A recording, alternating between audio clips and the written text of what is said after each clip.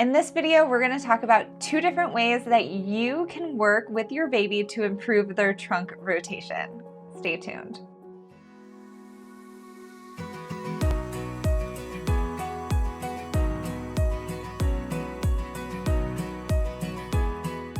Hi, I'm Dr. Lauren Baker, a pediatric physical therapist, and on this channel, we help proactive parents help their babies move better.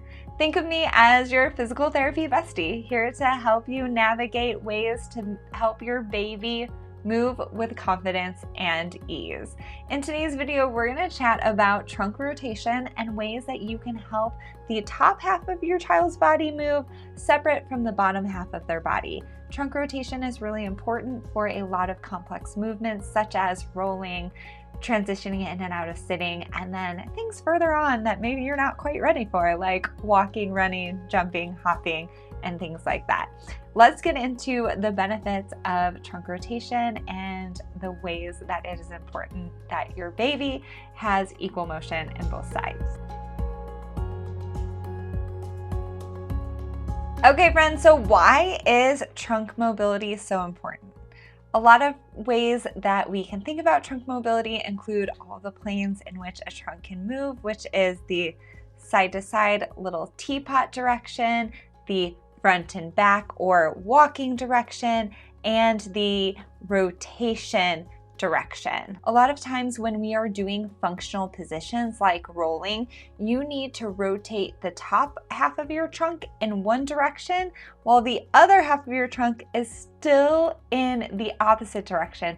That means that if I'm going to roll to my right side, I'm going to roll the top part of my body to the right while the bottom half of my body is still rotated towards the left. So being able to twist one direction with the upper trunk and then the opposite direction with the lower trunk and making sure that those are equal in both directions is significantly important for things like rolling, sitting, and then also those more complex motions like jumping later on. In this video, we are going to go through 2 different exercises. One is a way you can work on upper trunk and lower trunk rotation with your baby laying on their back. And the second one is a way to work on upper trunk and lower trunk rotation while you're holding them, which happens to be one of my most favorite positions because it is something you can do just throughout the day and it's not necessarily something you have to focus on super specifically. But you can also just kind of do a twist here where you can see that her trunk is a little bit open. This is going to stretch that rotation component. It is. And then same thing with this side, is you can actually put a hand. Did you lose it? Did you lose it? You can place a hand on this side, and this is her harder side. So I can even come in here with a leg and block her rotation. So we're stretching over. Oh yeah, we're trying to. Bum, bum, bum. There we go. Yeah, that one's tight, huh? Do do do do do do do do do do do do do do. Hi. The next exercise we're going to show is a way that you can do a positional hold with your baby.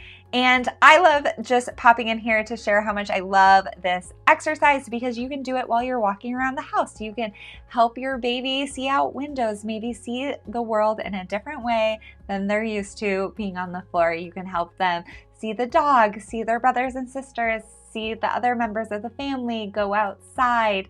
You can help bounce them, calm them down, and it's a really functional way to hold your baby while still getting a little extra bonus exercise in that does not take a lot of brain power. It becomes second nature quite easily. So one way to do a stretch is to hold underneath their arms. They're facing away from you. Hand goes between their legs. And then you bring the hip over. Hi. around like this, and you can hold this position.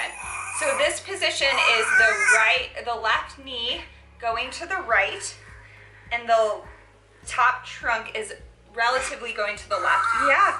Did we lose this? Oh. Yeah. And so we'll compare this direction, other direction. To do the other direction, I'm gonna have to put my hand underneath the elbow. Again, hand goes through the front of the legs. Yeah, and this direction is much easier because this is right rotation of her trunk. So you can probably see the difference. And we'll hold here for a second. There is a philosophy that you can hold the direction of ease. And so for her case, because left rotation is harder, we would hold her in right rotation. Right rotation, yeah. And then it would eventually open up the restricted direction. This direction is right rotation of the upper trunk, left rotation of the lower trunk. Bum, bum, bum. And then this direction is left rotation of the upper trunk and right rotation of the lower trunk. And this way is a little bit more difficult for her. Hi, are you tired? Are you working so hard? And that's a wrap, friends. I'm so glad that you took time out of your busy schedule to learn about how to help your baby improve the flexibility in their spine and improve their trunk rotation so that they can do motions like rolling, crawling. I know that parents are so busy these days, so the fact that you're taking just a few minutes out of your time to look on YouTube to find answers and tips that you can use to then help your baby improve how they move makes you the most amazing parent on the face of the planet. And I am so grateful that you are here. If you have more questions, make sure that you check the pinned comment because that is where you will find a link to book a one-on-one online parent consultation with me where we can answer all of your questions, talk about movement, talk about how everything fits together and what stage of the movement season your child is in.